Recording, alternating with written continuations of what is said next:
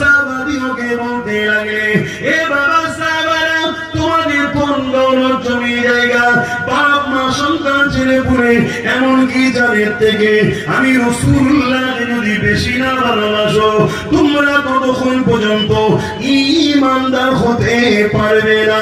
পাকা নয়, কাঁচা নয়, ঈমানদারি হতে পারবে না। ওই মজলিসে হযরতে ফারুকে আজম বসেছিল। ফারুকে আজম উঠে বললেন, ইয়া রাসূলুল্লাহ, হাবিবাল্লাহ, আমি আপনাকে সব কিছু থেকে বেশি ভালোবাসি, ইল্লা মিন নাফসিন, জানের থেকে নয়। আল্লাহ নবী বলল, উমর হবে না, জানের থেকে বেশি ভালোবাসতে হবে না, ঈমানদার হওয়া যাবে না।